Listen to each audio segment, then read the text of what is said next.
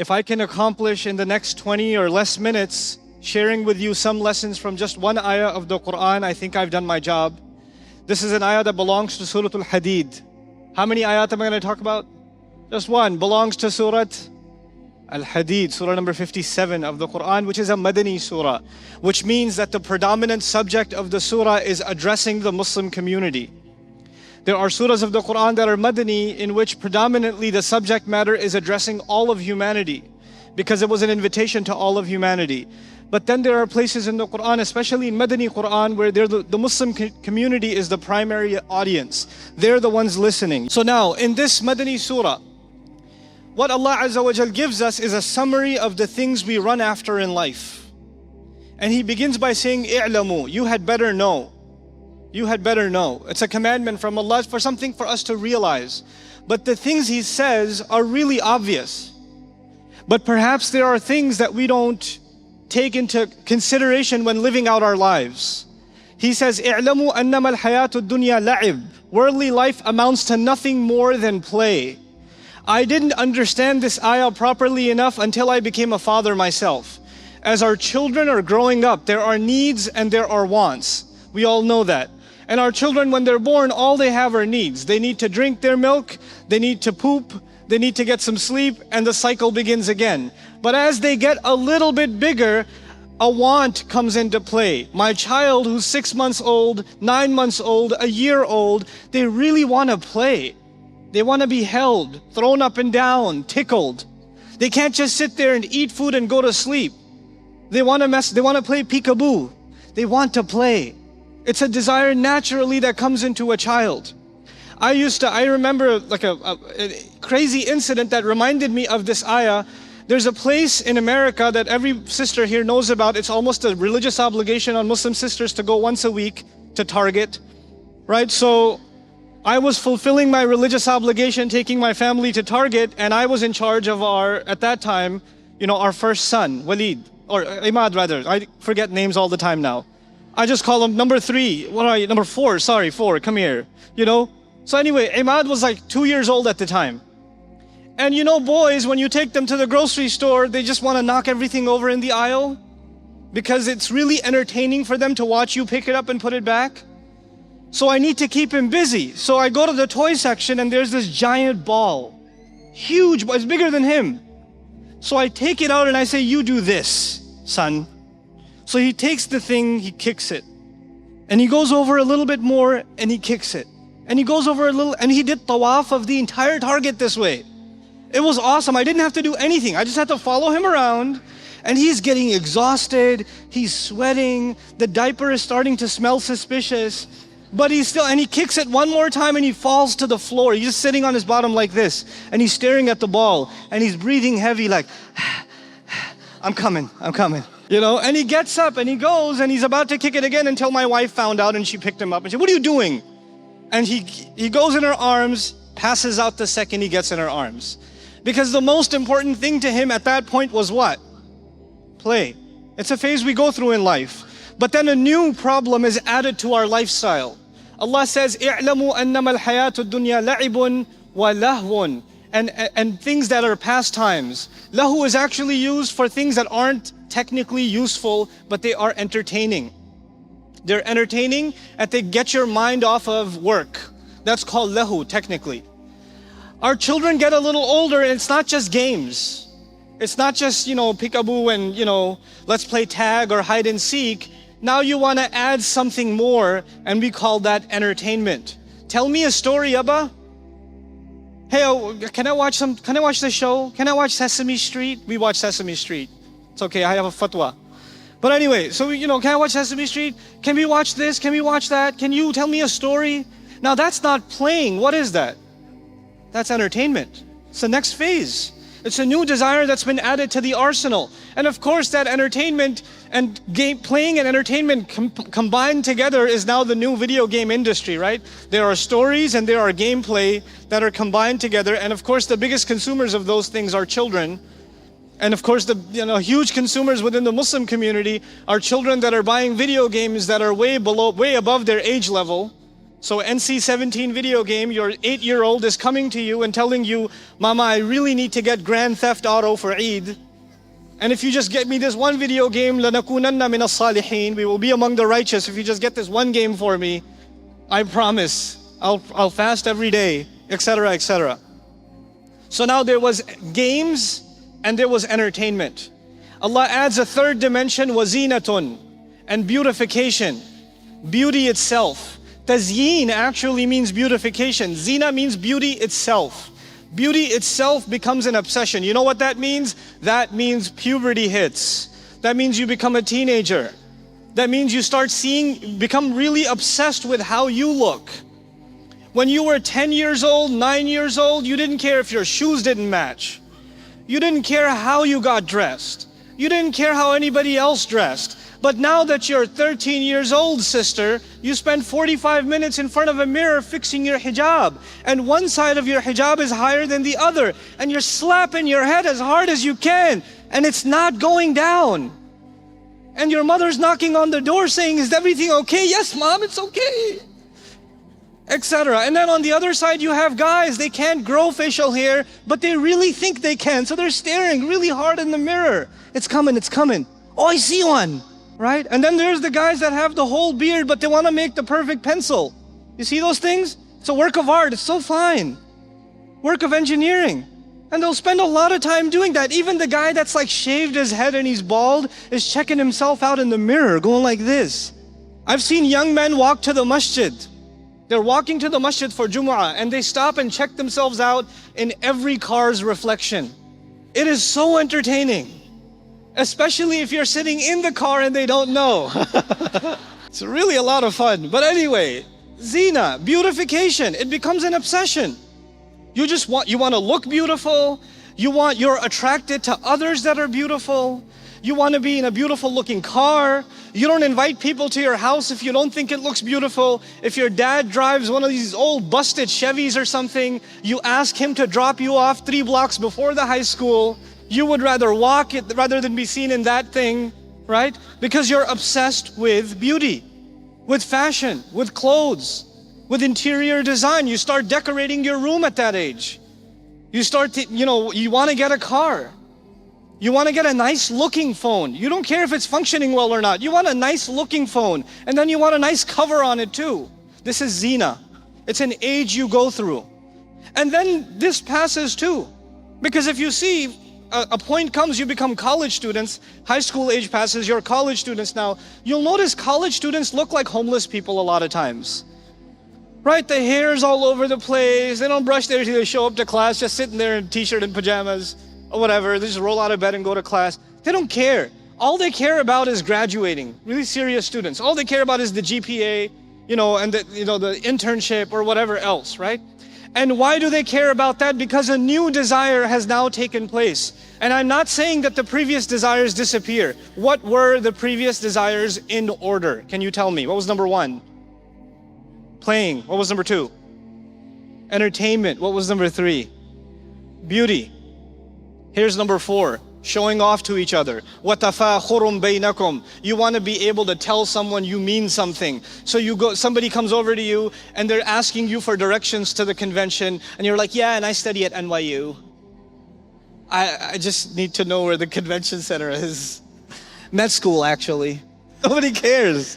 You just get your job, you get your first job, and they offer you a job ID, like you got a job at a prestigious company, I don't know, Walmart or something. But you get your job and they give you your badge and you stick it out. You make sure you stick it out so people see, oh, you work there? Oh, yeah. They give me a parking spot in the parking lot. I took a picture of it. Here, check it out. There's a pride. You want to show people what you've accomplished. When people graduate, what do they get? They get a diploma. And what do they do with their diploma? They stick it in a drawer somewhere where nobody will see it. What do? They put it up on the wall so people walk in and they see it. It's your pride. You want to show people what you've done. People take a picture with a famous person and they want to show others. And look at that. Honest to God, I feel like a statue sometimes at this convention. People come over, brother, come here, I need a picture with you. The guy doesn't even say salam, man. He doesn't have a picture with you. And I get scared, like, okay, don't hurt me, you can take a picture. But anyhow, so now we're at the point where your desire is to show people what school you go to, where you graduated from, what job you have, your first apartment, your first car. A car is about showing people what you got. Right? You have that innate desire, and Allah put that in us. There's something in us, and people want to, especially young people, they're coming out of the cocoon. They're not under their family anymore. So now they want to show the fact that they're grown adults and they're living on their own. So it somehow comes up that they have their own apartment, even if nobody asked. It just comes up because they're really proud of the fact that they're living on their own. Oh, they're really proud of the fact that they leased their first car or something, and it just kind of slips up and it comes up, even though nobody's interested. Right? So now this tafakhurun bainakum is added to the mix. You still really like games, you still like entertainment, you still have a sense of beautifying yourself and being attracted to beauty, but now add to that, you want to show yourself to others. And then even that age passes, you stop caring, you get married, you have kids, and then once you have, how many people here have kids? Okay, now you know what I'm talking about. All you can think about is what? The kids. That's all you can think about. What they need. Do we have groceries enough for breakfast tomorrow? Are their uniforms ready for school? When is summer vacation starting? We can't live in this apartment anymore. We need to move into a house because there's too many kids now and we don't have space anymore. The bills, the clothes, the changing shoe sizes constantly. The hand-me-downs aren't working anymore, because your son is refusing to wear the pink sneakers his older sister wore once, etc. So you have to buy new ones now. But now there's a mutually shared concern about making money and stabilizing your wealth for yourself and your children. So you're constantly checking the bank account. You have the mobile app and you log in every few hours and check, it's still there? Let me check again, it's still there, okay. All right, it's still there. Oh wait, it went down a little bit. Oh my God, automatically the gas company took out the money. And it burns every time you see that minus. You're like, Allah says, وَتَكَاثُرٌ فِي الْأَمْوَالِ وَالْأَوْلَادِ, and a mutually shared urge to have stability in money and stability in children.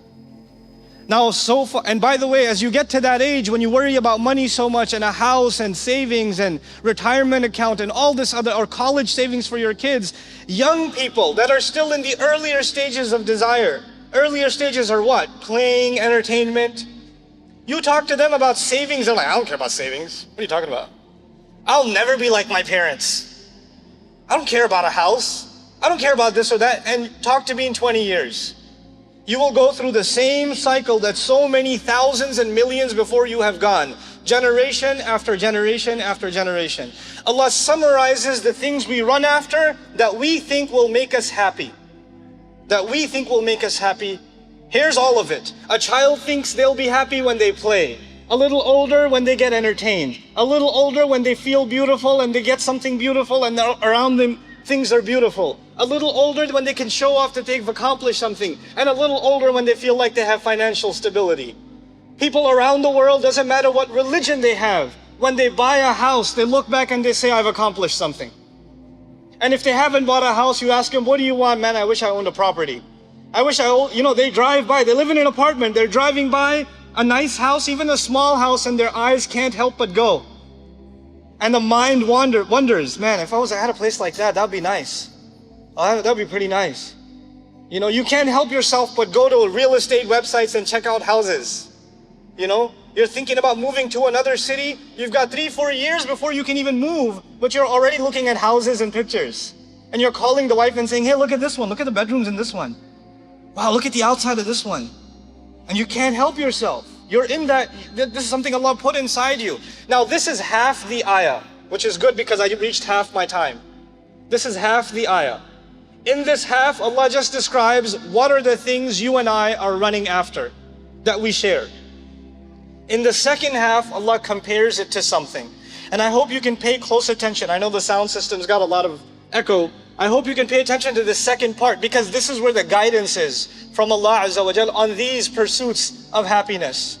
This is where the guidance is. He says, كَمَثَلِ غَيْثٍ أَعْجَبَ الْكُفَّارَ نَبَاتُهُ. It is like heavy rain. Now the word in Arabic for rain is matar. Matar is rain. Ghayth means perfect rain. It's not so much that the land would flood, and it's not so little that the plants won't grow. It is perfect in quantity. That kind of rain is called ghayth. That is why when we ask Allah for rain, we make the salat of istighatha. Istighatha. Why? Because we're asking not just for any kind of rain, we're asking for ghayth. We're asking for the right kind of rain. Because the wrong kind of rain can be death. It can be a flood. It can kill you. Allah can rain stones from the sky too. You want ghayth, rain that brings life. So Allah says the example of the things you run after is like perfect rain. أَعْجَبَ الْكُفَّارَ نَبَاتُهُ. The farmer who planted the seed in the ground is so happy because of the produce of that rain. Now there's an image here. The farmer in this ayah is called, or the farmers are called kuffar. Now you know what kuffar means in your general vocabulary. What does kafir mean? Unbeliever, disbeliever. Not in this ayah. In this ayah of Surah Al-Hadid, kuffar are the people who bury seeds in the ground. That's what the literal meaning of kuffar is. People who bury seeds in the ground. A kafir buries the truth inside himself. That's why he's called a kafir. Anyhow, farmers do a lot of things in the year. But what's the first thing they have to do? Plant the seed. That's the first thing. Then later on they have to take care of the soil. They have to make sure it gets enough water. They have to make sure it doesn't get infested or infected. They have to do all and make sure it gets enough sun. All of these things. But the first thing they have to do, and the hardest part of their work, is when they are kuffar, when they are planting the seed. Allah refers to that. Why? Because that is the hardest work, and that is when you don't see any fruits of your labor. You don't know if these seeds are good or not.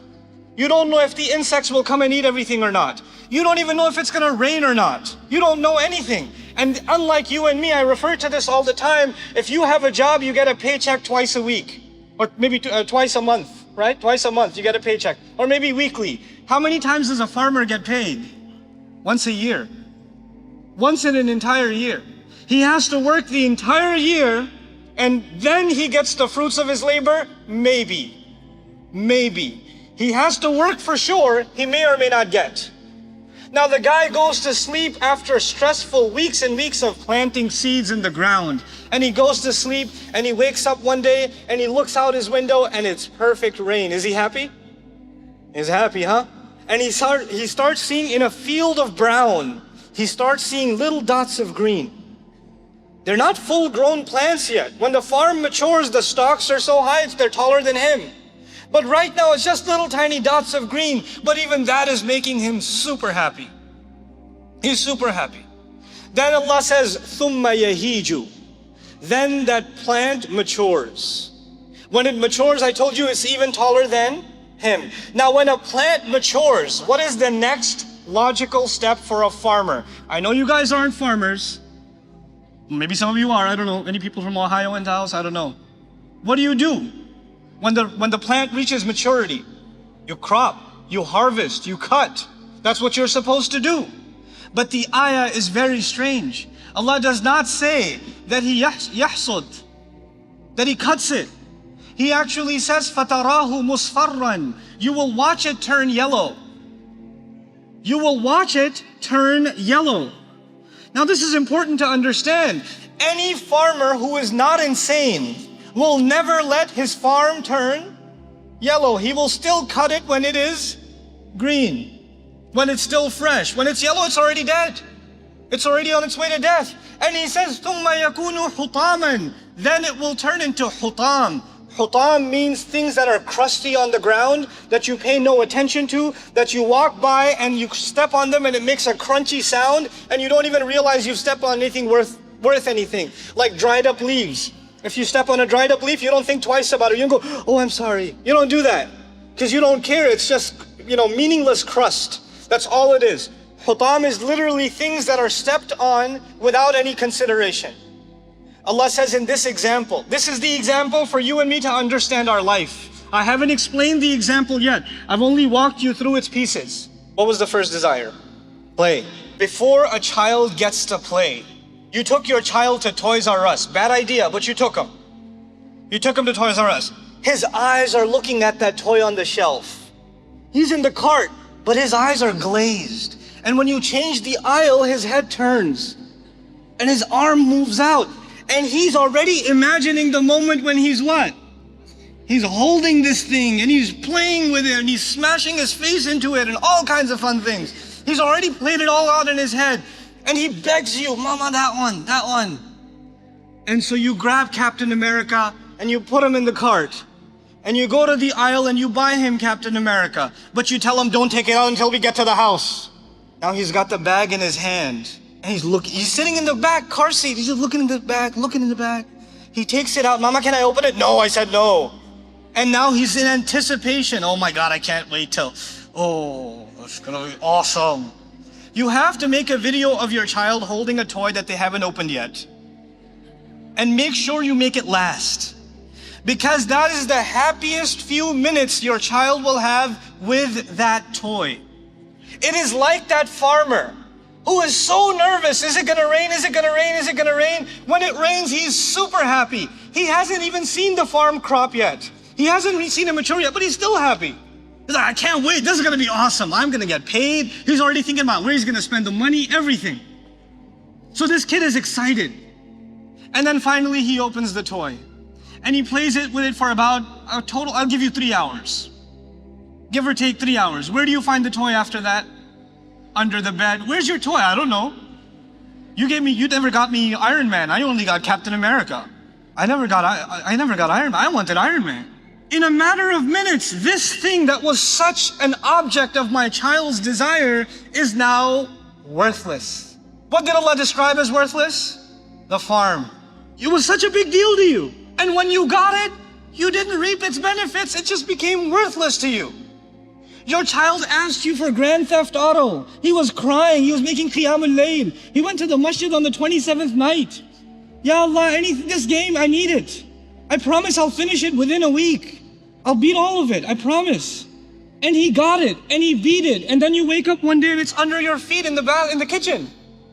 What is this CD doing here? Didn't you buy this game? Yeah, I beat it already. It was boring. The last one was better. Entertainment, this happens. There are people that when new movies come out in the summer, there are people that have lines longer than the ones for passports for Hajj, waiting outside to watch the next movie. I remember back in the day, when Star Wars was coming out, people were dressed in Jedi outfits, man. Outside they're like in their own ihram outside, waiting for the gates to Jannah to open. And they go and they watch, and they come out and they're like, the special effects were kind of cheap. I didn't like the plot. It was kind of lame. Boo. You desired it so much, and in no time it became worthless to you. Then those of you that wanted to get a nice car, maybe you've been looking at the Acura NSX, I don't know. Maybe you're looking at the M3 or something, and you get the car. And it is sweet, man. You drive a little extra slow outside your school, you know. You go to the car wash a little too many times. But then the next year's model came out, and the headlights went from here to here. And your car looks so ugly all of a sudden. It is so irrelevant on the road. It makes you angry to be in this car now. It became worthless to you. This happens to our adults in their homes. They buy a house. Anybody who comes to the house, you give them a full tour. You even show them the boiler room. This is our bathroom. This is our second bathroom. This is our third bathroom. Nobody wants to see your bathroom. Unless, okay, but anyway, no one wants to see your bathroom. But you give them a full tour because it's your new house. You're so excited. 2 years go by, 3 years go by, somebody invites you to their housewarming party. It's in a nicer neighborhood. It's a bigger house. It's newer. They have nicer bathrooms too. And what starts happening? Oh my God. Your house just turned yellow. You see what I'm saying? The toy turns yellow. The car turns yellow. Some people's marriages turn yellow. The first day you got married, how excited were you to see your wife? Don't tell me. 10 years go by and you come home. The day you came home and saw your wife for the first time, you went to work for the first time and came home and saw your wife for the first time is a different feeling. 10 years later, you come home and you look at her and she looks at you and it's beautiful just like the first day. No, it's not. Something's turning yellow. I often tell the story that you're walking with your wife, like the week you got married, you're walking with your wife and she trips. Brand new wife. She tripped. What do? are you okay? Are you all right? I don't want anything ever to happen to you. Then 10 years go by and you're walking down the same street and she trips again. You keep on walking. And then you keep on going, you turn back and you say, pick yourself up, woman. I can't even take you in public nowadays. What is wrong with you? Anyway, so marriages can start turning yellow. No, not that one. But Allah Azza wa Jal tells us that all of the things that we want so badly we'll start losing interest in them. And then He says in the concluding remarks of this ayah, وَفِي الْآخِرَةِ عَذَابٌ شَدِيدٌ وَمَغْفِرَةٌ مِّنَ اللَّهِ وَرِضْوَانٌ. And at the very end is either eternal, intense punishment. That is the only thing that you won't get used to. The punishment of Jahannam is not something anybody will ever get used to. The desires of this world and even the pain of this world you can get used to. But that desire and that pain you will not get used to. And then He says, وَمَغْفِرَةٌ مِّنَ اللَّهِ. And forgiveness from Allah, meaning that is permanent. And then finally He adds وَرِضْوَانٌ. And He did not say, in His eloquence, He did not say وَرِضْوَانٌ مِّنَ اللَّهِ. He just said وَرِضْوَانٌ, which means incredible contentment. You will finally be satisfied. You will not look for the next thing. In this world, I don't care if it's Superman or Iron Man or whatever movie you want to watch, you will come out of it waiting for the next one. You will not come out satisfied. وَمَغْفِرَةٌ مِّنَ اللَّهِ وَرِضْوَانٌ. That you will have contentment. You will be at peace. Finally, in Jannah, we will be at peace. You're not going to be at peace here. We're always going to be looking for the next thing until dirt fills our stomachs. Until that happens. And so Allah says, وَمَا الْحَيَاةُ الدُّنْيَا إِلَّا مَتَاعُ الْغُرُورِ. One ayah, just one ayah of Surah Al-Hadid. What is worldly life? It amounts to nothing but means by which people get deceived. People think they will find happiness and they don't. People think they'll love their new big giant house. When they're 90 years old and their kids have moved out, that house is adab for them. It's not a joy for them anymore. Young people go to that house and say, I wish I could live here. And old people living in that house say, I wish I could get rid of this thing. I don't want to be here. Subhanallah. May Allah Azza wa Jal help us recognize what true happiness, what it really means. And may He help us materialize that true happiness through real faith in Him and through real expectations from Allah Azza wa Jal. Barakallahu li wa lakum. Wassalamu alaikum wa rahmatullahi wa barakatuh.